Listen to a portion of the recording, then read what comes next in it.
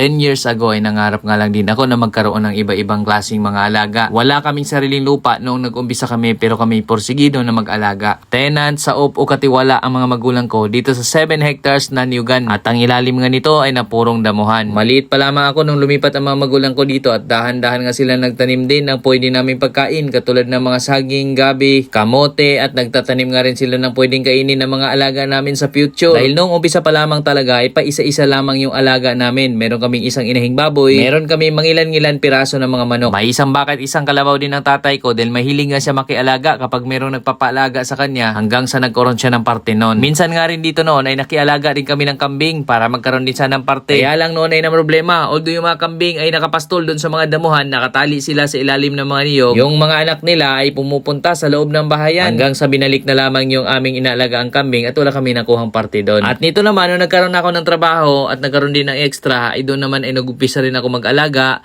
at doon naman ay nag-umpisa rin kami ng magpaparami ng mga inalagaan namin existing dito sa bukid. Marami nga rin tayong mga techniques din na ginawa na yun na may i-share din natin sa inyo yung mga pamamaraan namin dito. Mula doon sa mga libreng nakukuha natin pagkain sa mga alaga na mula na sa mga tanim namin dito sa paligid, ganun din sa pagtatayo namin ng mga housing sa mga alaga namin kung paano yung mga technique namin para hindi mapagastos ng malaki, lalo na tenant lamang tayo dito at hindi naman pang matagalan yung mga itatayo namin mga bahay ng mga alaga. Sobrang tagal na nga ng mga magulang ko rin dito dahil ngayon galing pa ito sa lolo at lolo ko noon, tenant sila, tapos hanggang sa sinundan nila mama at papa, naging tenant din sila dito at pangarap ko naman na hindi na lamang maging tenant o katiwala dito ng tuloy-tuloy ay magkaroon din kami ng sarili sana naming lupa at sa ngayon nga kahit papano ay meron tayong hinuhulugan ng lupa. Ayun naman yung nasa ibang mga video natin na sinishare natin at sa kasalukuyan nga rin ay dinidevelop din namin yung kabilang area at gagawin nga natin yung isa rin sa maganda at malaking farm. At sa ngayon nga, ito na may mga alaga na rin kaming maraming mga kambing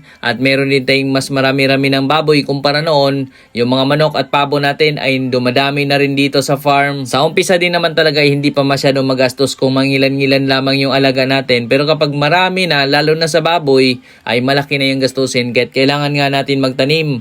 Nandyan yung mga Madre de Agua. Ang Madre de Agua po kasi ay mataas sa protina. Nandyan yung mga napier grass. Minsan ay pinapakain din namin yan sa mga inahin naming baboy. Mga mais ay napakahalaga din dahil kinakain ng baboy, kinakain din ng mga manok at pabo namin. Kung free range nga yung mga alaga natin mga manok at pabo ay libre din naman sila nakakain kahit na pag kumakain yung mga baboy nakikikain din sila.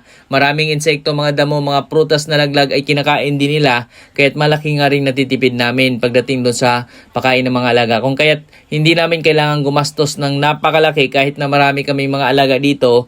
Maging yung mga niyog na nangalaglag, yung mga sirang niyog na hindi naman nagagamit sa kopras, ayun ay pwede ring ipakain sa mga alaga natin. Dahil may mga daga minsan sinisira yung niyog, pag nalaglag na yan ay sayang din kapag hindi binibigay sa mga alaga. At dito nga sa lugar namin dahil malawak naman tong area, may space din dito. Doon sa bandang dulo nito ay nagtatanim din kami ng kasaba. At habang lumalaki, dumadami nga yung mga baboy, nakakabenta tayo ng mga biik, nakakabenta tayo panlitsunin, pang fattening at doon nga ay nagkakaroon din tayo ng puhunan o budget pa para naman mas mapalakas lalo yung panganak at maganda yung magiging produksyon sa mga baboy ay nagbibigay din tayo ng commercial feeds. Yun naman ay mula na doon sa pinagbentahan natin ng ibang mga alaga. Ang mga bika namin dito ay naka-free range lamang. Sa ilalim ng niyugan ay patakbo-takbo rin yan sila dito. At lagi nga natin nababanggit, mahalaga din sa mga biik ay meron silang nasisilungan kapag tag-ulan. Opsyon na lamang nila kung gusto nila magpaulan, ang importante ay meron silang masisilungan dahil kapag sila naman ay exposed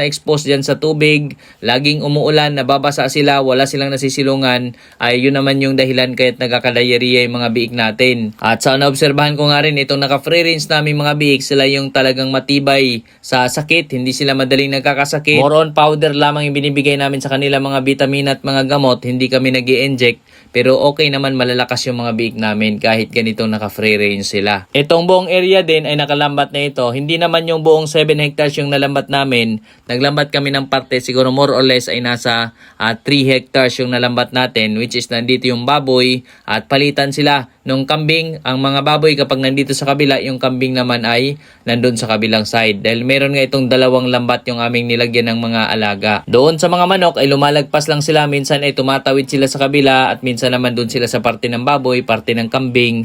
So mas marami silang nakakain, yung mga insekto sa paligid, talagang kinakain nila. Lalo na itong mga pabo, mga gansa, kumakain din pati ng mga damo yan. Kaya kapag ka-free rin sila ay talagang akmang-akma kung meron tayong malawak na area din. So yan naman sa unahan, yan na yung bahay ng baboy. Nilagyan namin ng trapal. Yan yung ating nababanggit na silungan nila kapag ka umuulan. Isa nga rin sa malaking benepisyo din kapag meron tayong mga alaga, yung mga itlog ay hindi na natin kailangang bilhin. At alam pa natin yung itlog ng mga alaga natin ay mas healthy dahil galing doon sa mga nakakain nila mula sa paligid.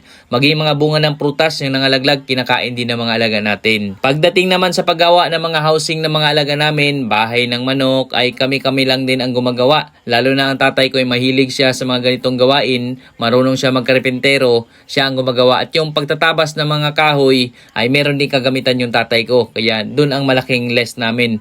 Which is ang binibili namin dito ay pako, yero, yan lang yung pinagagastusan namin. At yung ibang mga ginagamit naman namin ay existing na dito. Mahalaga nga rin pala kapag may farm tayo, magtanim din tayo ng kawayan. Kasi napakahalaga din ng kawayan. Marami tayong pagkagamitan yan. Tulad nitong bahay ng manok na ginagawa dito, ay pwede maging dingding nito ay kawayan na lang para hindi na tayo bibili pa ng ibang materyales. Yero na rin ang ginagamit namin pambubong dito sa bahay ng manok. Dati kasi gumagamit kami ng nipa, kaya lang medyo mabilis namang nasisira. So mas preferred namin ngayon itong yero, lalo na itong mga manok at pabo naman namin ay naka-free rin sila. So ibig sabihin sa araw kapag mainit ay wala sila dito sa loob.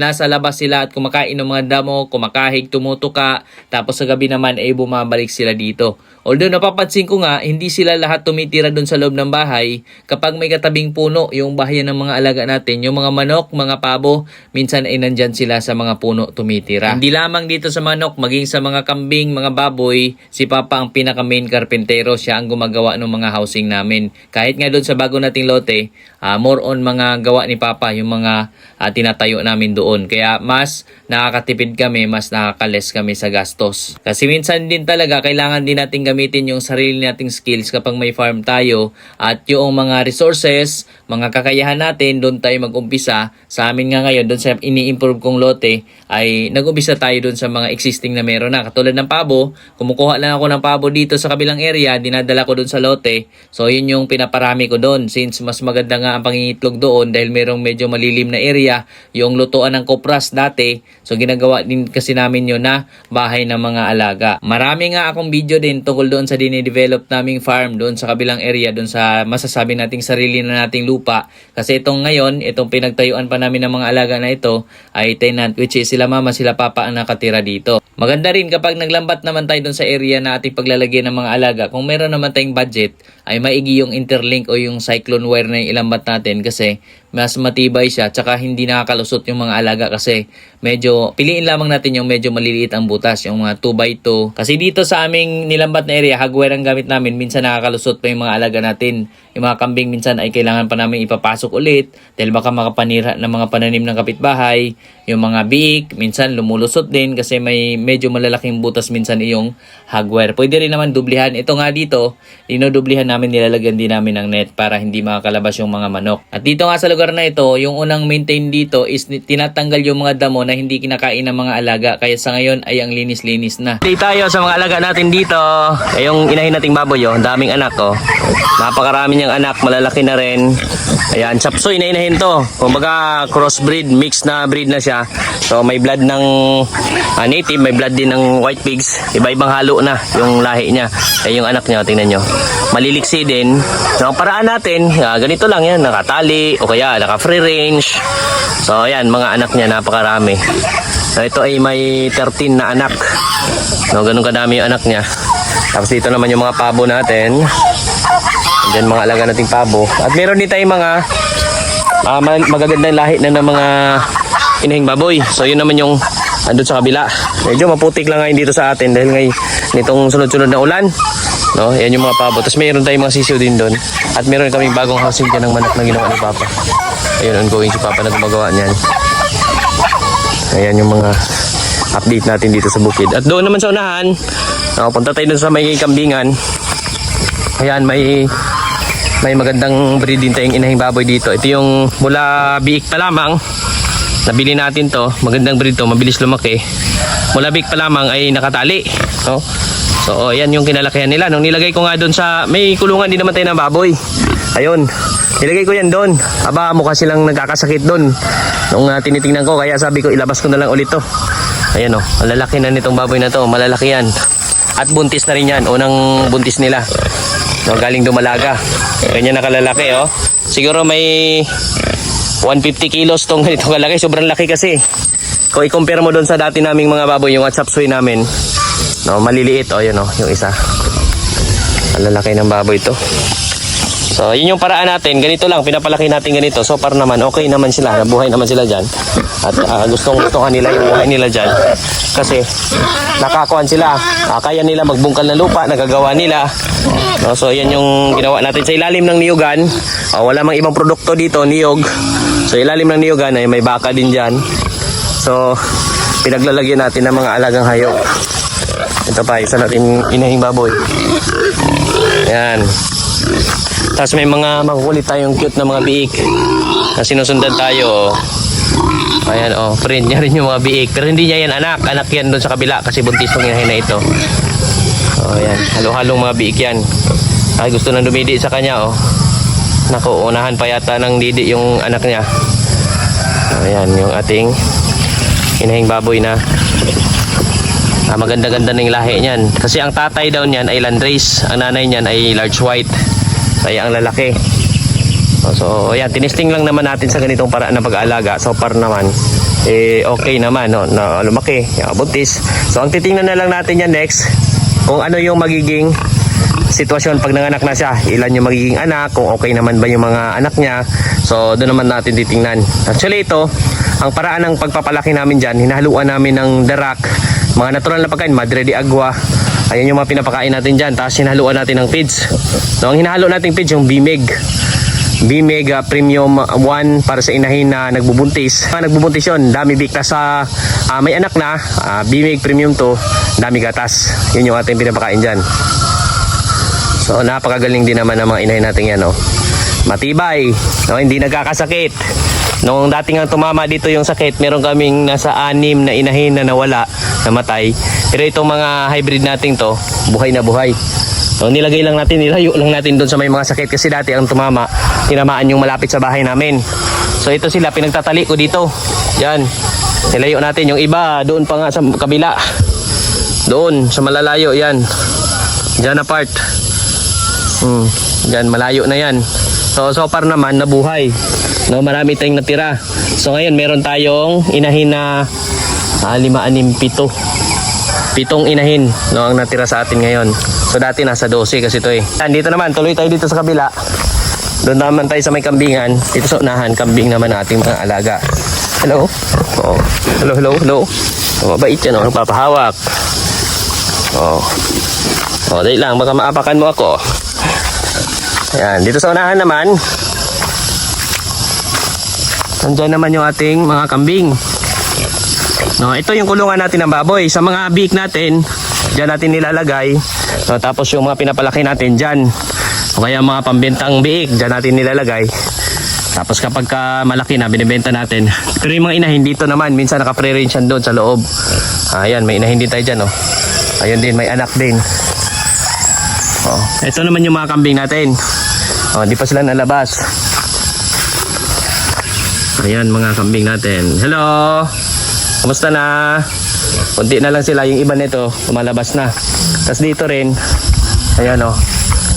Medyo maputik lang. Na may part na maputik. Pero yung may part, since ito'y pabundok, doon, hindi yan maputik. Doon sila natutulog yung mga beef natin. Kaya nilalagay natin yung mga inahin para hindi magputik. Doon sa may maganyang pabundok. Para doon sila, yung mga anak niya, pag maulan, hindi sila babahain. Tapos ito, pag may mga anak, may temporary house sila. Nilalagyan natin itong trapal para hindi mabasa. Kasi sensitive ang kanilang mga anak, pag yan nababasa, posibleng magkakasakit yan. No, so ayan oh. Pero yung mga inahin natin na wala pang anak, yun yung wala tayong problema doon kasi mainit ang katawan nila. Gusto nila naliligo. Tulad yan, may swimming pool sila dyan. Ayan yung ibang beak natin. So, gano'n ron ang ating paraan dito. So, mga biik natin, oh. Masayang masaya ito. Ang ganda ng katawan, puribiyag. Oh, ito naman may 13 na anak. Itong inahin natin to. Oh, so, ito 13 na magkakapatid ito. Oh, 14 dapat na nawala ng isa. No, nawala lang yung isa. Di namin alam kung sinong kumuha. Anong kuan pa lang, kakalabas pa lang yon. So siguro may aso or predators na pumasok. So at least isa lang yung nawala. So meron pa rin tayong 13 na biik na yung ganyan kalulusog. Oh, maliliksi. Oh, ang gaganda ng katawan. Yan, napaka-cute na mga biik natin. Kung pwede lang na palakihin lang natin sila lahat gawin natin inahin lahat Kung kaya lang, ngayon lang konti pa yung tanim natin ay papadamihin talaga natin itong mga alaga natin. Yan, ang gaganda ng katawan. So, tapos itong kabila, ito yung isa pang bahayan ng ating kambing. Yung ibang kambing natin nandyan. Ay, ngayon pala wala na, nagsialisan na. Andun na. May kambing tayo doon. Magala na sila. Makain na mga damo-damo dyan. So, yan yung mga alaga natin dito. Yung inahin, medyo nangayayat pa, pero ang daming gatas. Ang daming gatas, nangayayat sa daming anak. Pero yan, ang kuha naman natin, pakainin natin ng marami kapag ganyan, na maraming anak. Para malusog yung anak. At hindi liliit yung mga anak niya. So, ayan mga biik niya, liliksi, Lalakas na rin magbungkal ng lupa. Yung mga baboy kasi talaga, mahilig talaga yan magbungkal ng lupa. So, kaya sa atin, ito yung paraan natin. Makalumang paraan tayo.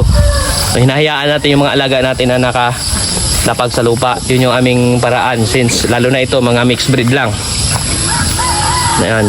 Pero mayroon tayong tinisting. So tingnan natin yan kung kumusta. Ano magiging sitwasyon. Kasi more on tayo dito More on inaaral din natin talaga.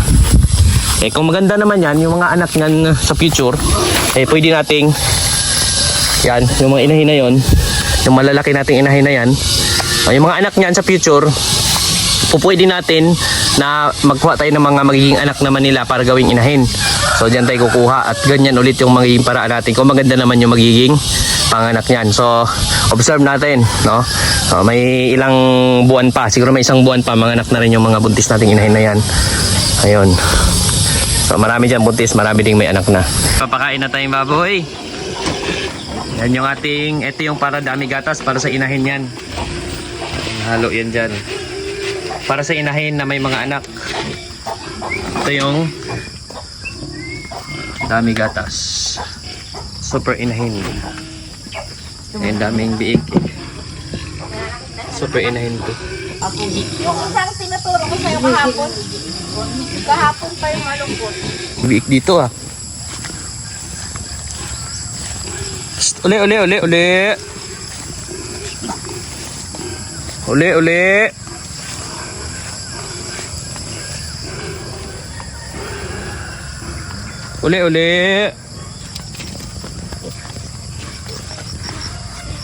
Sulod.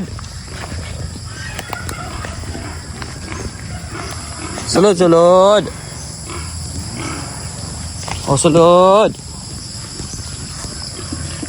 Ito sila. Ayan, yung mga manok natin.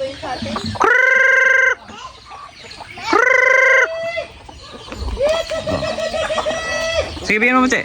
Di naman nalagan din eh.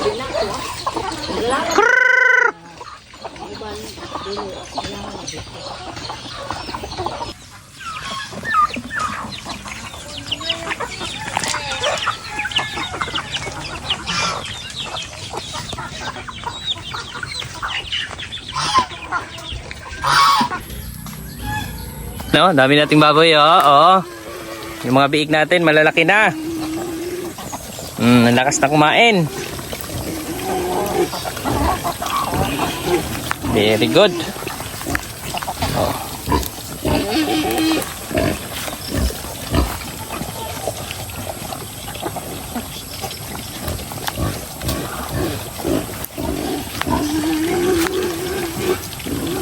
Malalakas kumain.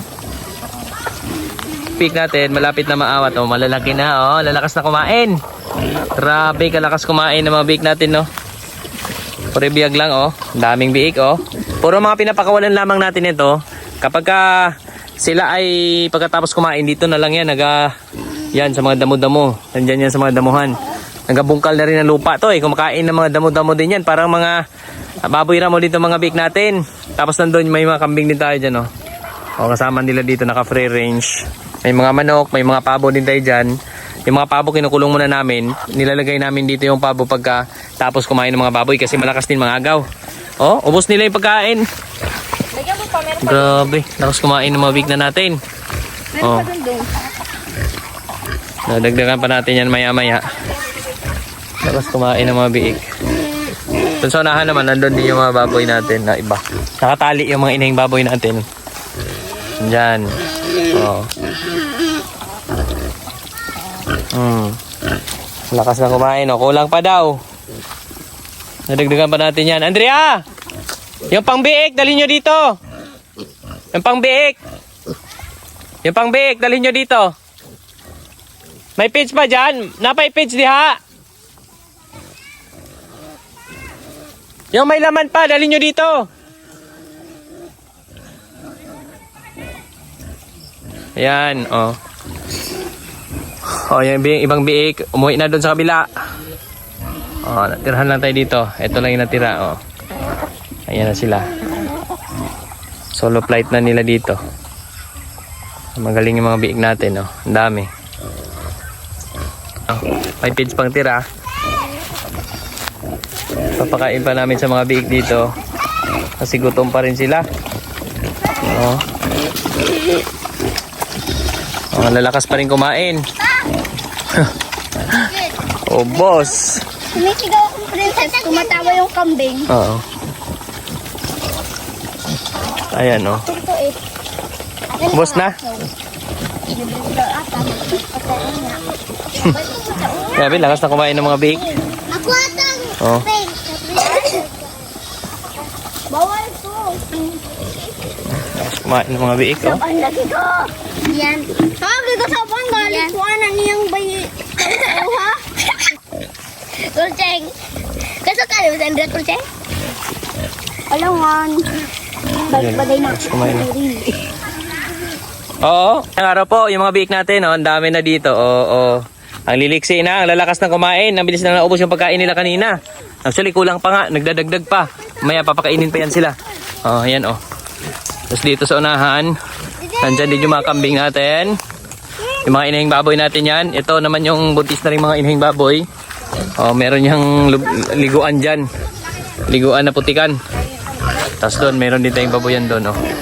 Tapos dito sa unahan, dito may mga kambing din tayo. Ayun yung kambing natin doon, oh. Hindi pa nauwi yung iba.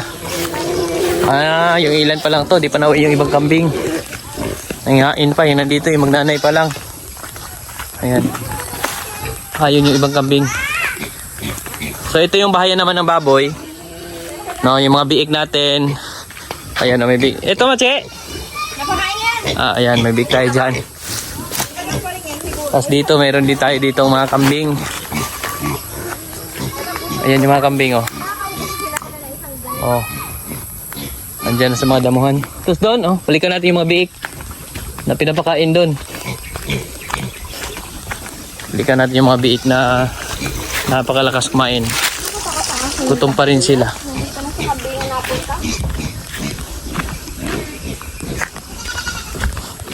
Yan, oh. Lakas kumain. Tingnan nyo yung mga biik natin dito. Kumain na kanina yan. Pinigyan ulit, oh, kumain ulit. Ito naman, sinasanay na namin kumain habang nakadidi pa sinahin para di sila mabigla. Ito ka, dinirekta na namin to sa starter. Starter feeds yung binibigay natin dito. Sanay naman na sila kasi minsan nga pag kumakain yung inahin, kahit yung mga pang gestating feeds or yung pang milk na feeds, nakikain na rin itong mga biik natin. Kaya walang kasilan-silan to. Kahit mga starter feeds yan, yung kumakain na yan, hindi na kami dumadaan ng pre-starter. Diretso na starter feeds. Oh. Yan naman ay kasabay, kumakain sila nito, lakas kumain, oh. Kumakain nila sila ng feeds, kasabay ng pagdidi nila dun sa mga inahing baboy. So hindi sila maninibago. No, hindi na sila mabibigla pa pagka inawat na. Ayan. So malapit na dito maawat, oh, malalaki na rin. Halo-halo yung kulay nito. Mga chapsoy ito, ang ating may inahin dito, halo-halo na ring breed.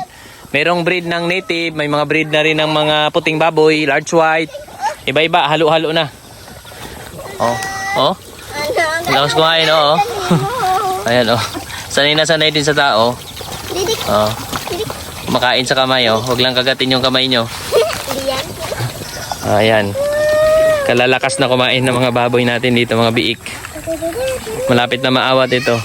So pag ito naman ay naawat na, so balik na naman tayo sa focus na naman tayo dun sa mga inahin na naman. No, usually pinapakawalan namin yung inahin. Ito mga inahing baboy namin nandito. Noong sila ay buntis or yung ongoing sila na nagbubuntis pa lang, pinapakawalan namin yan dito sa free range area. Mapansin nyo, dyan yan dati silang kumakain, oh. Ayan yung kanilang kainan na part. Tapos kapag mga anak na, tinatanggal na namin mula doon sa loob ng free range area, nilalagay naman namin dito sa ilalim ng puno, nilalagyan ng trapal para may masisilungan yung mga anak tulad yan, pabundok na part, no, para hindi madadaluin ng tubig kahit malakas ang ulan. So dyan sila tumitira, itong mga biik natin. No, matibay ang mga biik natin sa ganitong paraan. So par naman matibay sila, hindi nakakasakit. No, wala nga mga kagat-kagat ng lamok yan. No, walang, hindi tulad ng nasa nilagay natin sa loob ng pigiri. Minsan maselan, may mga kagat-kagat ng lamok, kailangan isprehan. No, pero sa ganito, wala kasi lanselan. No, minsan man may mga nagka-diarrhea pero gumagaling din. Kasi ito, nagabungkal, pumunta sa mga damo-damo dyan, kumakain ng mga damo yan. Kahit anong damo kinakain nila, may mga herbal ng damo dito. May sambong nga rin dito. O yan, nagabungkal-bungkal sila dyan. Tapos dito, nandyan yung kambing natin. May kambing na ilan tayo dito. Tapos yung ibang kambing natin, nandun sa loob. Mga lalaking kambing pala to. Isang grupo ng lalaking kambing pala to. Ito nandito sa labas. Tapos yung ibang kambing natin nandun na. Sa kabila. Ayan, o. Pagkatapos ng kumain, tingnan mo yung mga big natin, oh. Takbuhan na yan. Delikado sa appendix. Kasi kakatapos ng kumain, tumatakbo na agad. Laro agad. Oh. Nandyan sila. Oh, bilis na ubos yung binibigay na pizza. Grabe, lakas ng kumain. Ang dami ng pizza kailangan ng mga big natin. Ang lalakas ng kumain. Ang liliksi. So, ayan. Ito pa namang group na to. Ang maganda na ito kasi ito yung mga anak na inahin natin na malakas din lumaki.